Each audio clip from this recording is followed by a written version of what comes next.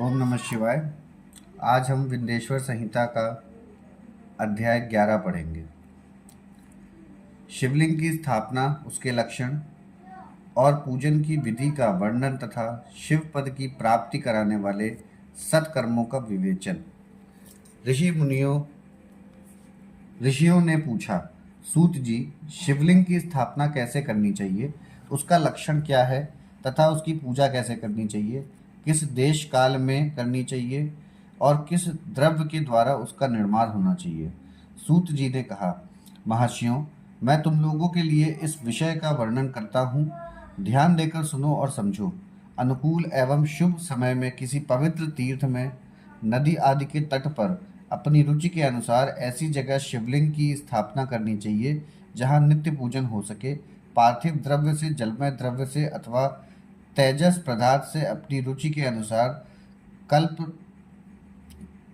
कल्पोक्त लक्षणों से युक्त शिवलिंग का निर्माण करके उसकी पूजा करने से उपासक को उस पूजन का पूरा पूरा फल प्राप्त होता है। संपूर्ण शुभ लक्षणों से युक्त शिवलिंग की यदि पूजा की जाए तो वह तत्काल पूजा का फल देने वाला होता है। यदि चल प्रतिष्ठा करनी हो तो इसके लिए छोटा सा शिवलिंग अथवा विग्रह श्रेष्ठ माना जाता है, और यदि अचल प्रतिष्ठा करनी हो तो स्थूल शिवलिंग अथवा विग्रह अच्छा माना गया है। उत्तम लक्षणों से युक्त शिवलिंग की पीठ सहित स्थापना करनी चाहिए।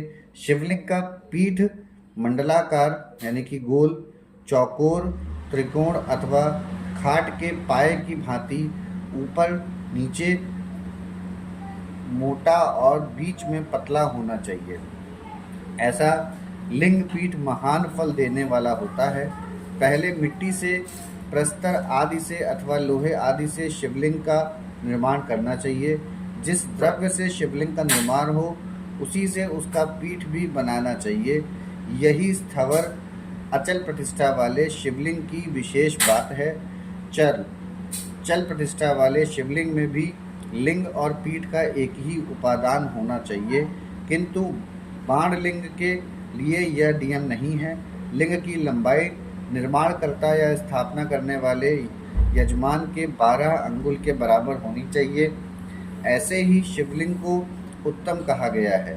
इससे कम लंबाई हो तो फल में कमी आ जाती है, अधिक हो तो कोई दोष की बात नहीं है। चरलिंग में भी वैसा ही नियम है। उसकी लंबाई कम से कम कर्ता के 1 अंगुल के बराबर होनी चाहिए। उससे छोटा होने पर अल्प फल मिलता है, किंतु उससे अधिक होना दोष की बात नहीं है। यजमान को चाहिए कि वह पहले शिल्प शास्त्र के अनुसार एक विमान या देवालय बनवाए जो देवगणों की मूर्तियों से अलंकृत हो। उसका गर्भगृह बहुत ही सुंदर, सुदृढ़ और दर्पण के समान स्वच्छ हो। उसे 9 प्रकार के रत्नों से विभूषित किया गया हो। उसमें पूर्व और पश्चिम दिशाओं में 2 मुख्य द्वार हो। जहाँ शिवलिंग की स्थापना करनी हो उस स्थान के गर्त में नीलम, लाल, वैदुर्य, श्याम, मरकत, मोती, मूंगा, गोमेद और हीरा, इन 9 रत्नों को तथा अन्य महत्वपूर्ण द्रव्यों को वैदिक मंत्रों के साथ छोड़ें। सद्योजात आदि 5 वैदिक मंत्रों द्वारा शिवलिंग का 5 स्थानों में क्रमशः पूजन करके अग्नि में हविष्य की अनेक आहुतियाँ दे और परिवार सहित मेरी पूजा करके गुरु स्वरूप आचार्य को धन से तथा भाई बंधुओं को मनचाही वस्तुओं से संतुष्ट करें। याचकों को जड़, सुवर्ण, ग्रह एवं भू संपत्ति तथा चेतन गौ आदि वैभव प्रदान करें। स्थावर जंगम सभी जीवों को यत्न पूर्वक संतुष्ट करके एक गड्ढे में सुवर्ण तथा 9 प्रकार के रत्न भरकर खग्योजातादि वैदिक मंत्रों का उच्चारण करके परम कल्याणकारी महादेव जी का ध्यान करें। तत्पश्चात नाद दोष से युक्त महामंत्र ओंकार का उच्चारण करके उक्त गड्ढे में शिवलिंग की स्थापना करके उसे पीठ से संयुक्त करें। इस प्रकार पीठ युक्त लिंग की स्थापना करके उसे नित्य लेप दीर्घ काल तक टिके रहने वाले मसाले से जोड़कर स्थिर करें।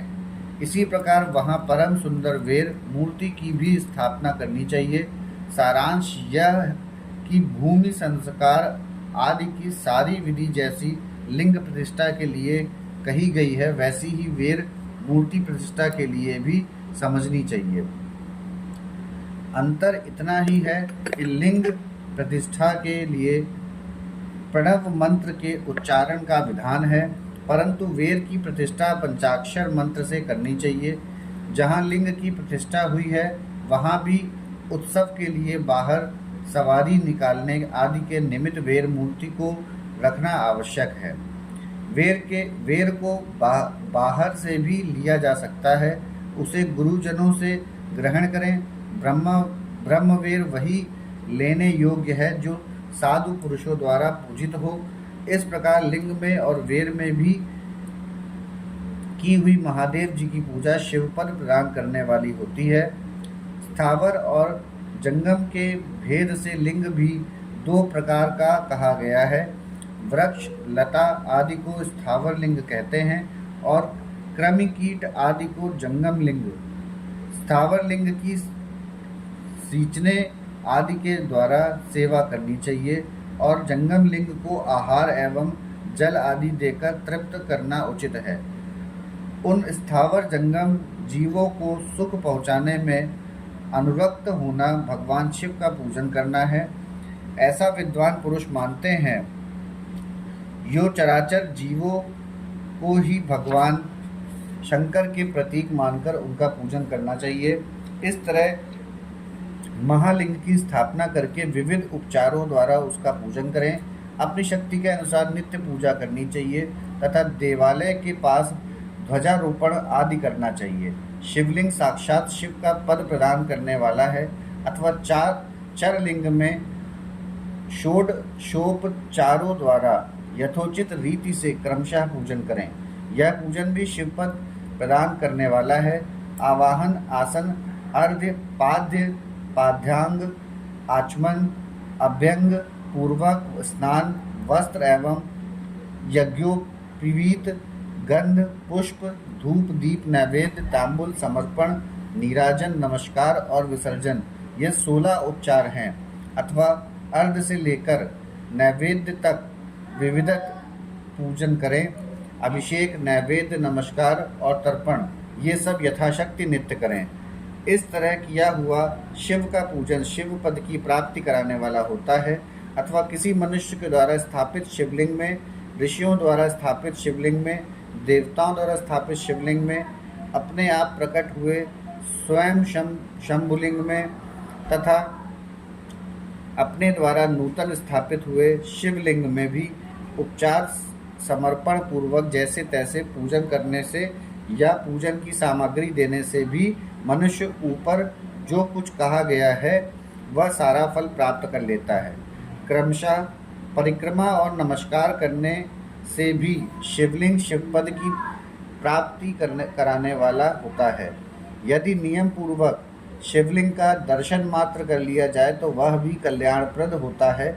मिट्टी, आटा, गाय के गोबर, फूल, कनेर, पुष्प, फल, गुड़, मक्खन, भस्म अथवा अन्न से भी अपनी रुचि के अनुसार शिवलिंग बनाकर तदनुसार उसका पूजन करें अथवा प्रतिदिन 10,000 प्रणव मंत्र का जप करें अथवा दोनों संध्याओं के समय एक एक सहस्त्र प्रणव का जप किया करें। यह क्रम भी शिवपद की प्राप्ति कराने वाला है, ऐसा जानना चाहिए।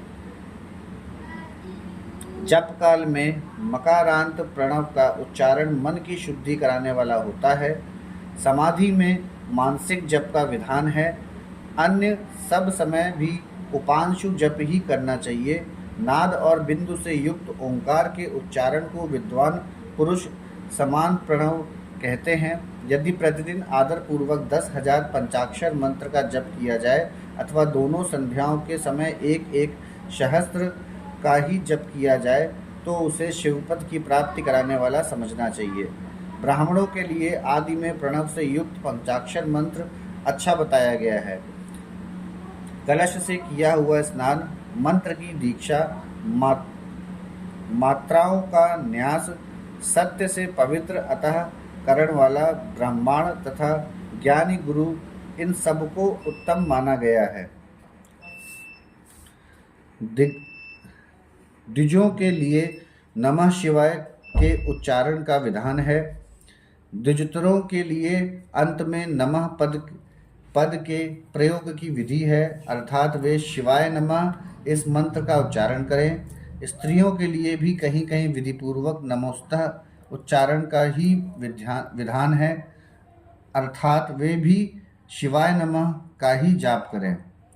कोई कोई ऋषि ब्राह्मण की स्त्रियों के लिए नमः पूर्वक शिवाय के जप की अनुमति देते हैं, अर्थात वे नमः शिवाय का जप करें। पंचाक्षर मंत्र का 5 करोड़ जप करके मनुष्य भगवान सदाशिव के समान हो जाता है।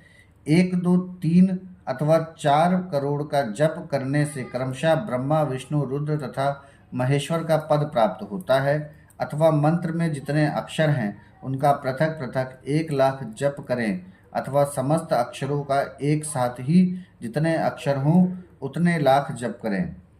इस तरह के जप को शिव पद की प्राप्ति कराने वाला समझना चाहिए। यदि 1000 दिनों में प्रतिदिन 1 सहस्त्र जप के क्रमशः पंचाक्षर मंत्रों का 10 लाख जप पूरा कर लिया जाए और प्रतिदिन ब्राह्मण भोजन कराया जाए तो उस मंत्र से अभीष्ट कार्य की सिद्धि होने लगती है। ब्राह्मण को चाहिए कि वह प्रतिदिन प्रातःकाल 1008 बार गायत्री का जप करे। ऐसा होने पर गायत्री क्रमशः शिव का पद प्रदान करने वाली होती है। वेद मंत्रों और वैदिक सूत्रों का भी नियम पूर्वक जप करना चाहिए। वेदों का पारायण भी शिवपद की प्राप्ति कराने वाला है, ऐसा जानना चाहिए। अन्यान्य जो बहुत से मंत्र हैं उनका भी जितने अक्षर हों उतने लाख जप करें।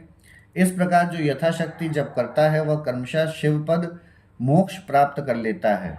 अपनी रुचि के अनुसार किसी एक मंत्र को अपनाकर मृत्यु पर्यंत प्रतिदिन उसका जप करना चाहिए, अथवा ओम इस मंत्र का प्रतिदिन 1 सहस्त्र जप करना चाहिए। ऐसा करने पर भगवान शिव की आज्ञा से संपूर्ण मनोरथों की सिद्धि होती है। जो मनुष्य भगवान शिव के लिए फूलवाड़ी या बगीचे आदि लगाता है तथा शिव के सेवा कार्य के लिए मंदिर में झाड़न बुहारने आदि की व्यवस्था करता है, वह इस पुण्य कर्म को करके शिवपद प्राप्त कर लेता है। भगवान शिव के जो काशी आदि क्षेत्र हैं उनमें भक्ति पूर्वक नित्य निवास करें। वह जड़ चेतन सभी को भोग और मोक्ष देने वाला होता है। अतः विद्वान पुरुष को भगवान शिव के क्षेत्र में आमरण निवास करना चाहिए। पुण्य क्षेत्र में स्थित बावड़ी, कुआं और पोखरे आदि को शिव गंगा समझना चाहिए। भगवान शिव का ऐसा ही वचन है। वहाँ स्नान, दान और जप करके मनुष्य भगवान शिव को प्राप्त कर लेता है। अतः मृत्यु पर्यंत शिव के क्षेत्र का आश्रय लेकर रहना चाहिए। जो शिव के क्षेत्र में अपने किसी मृत संबंधी का दाह, दशाह, मासिक श्राद्ध, स्पिंडीकरण अथवा वार्षिक श्राद्ध करता है, अथवा कभी भी शिव के क्षेत्र में अपने पितरों को पिंड देता है, वह तत्काल सब पापों से मुक्त हो जाता और अंत में शिवपद पाता है। अथवा शिव के क्षेत्र में 7, 5, 3 या एक ही रात निवास कर लें। ऐसा करने से भी क्रमशः शिवपद की प्राप्ति होती है। लोक में अपने अपने वर्णन के अनुरूप सदाचार का पालन करने से भी मनुष्य शिवपद को प्राप्त कर लेता है। वर्णानुकूल आचरण से तथा भक्ति भाव से वह अपने सत्कर्म का अतिशय फल पाता है। कामना पूर्वक किए हुए अपने कर्म के अभीष्ट फलों को शीघ्र ही पा लेता है। निष्काम भाव से किया हुआ सारा कर्म साक्षात शिवपद की प्राप्ति करने वाला होता है। दिन के 3 विभाग होते हैं, प्रातः, मध्याह्न और सायं। इन तीनों में क्रमशः एक एक प्रकार के कर्म का संपादन किया जाता है। प्रातः काल को शास्त्र विहित नित्य कर्म के अनुष्ठान का समय जानना चाहिए।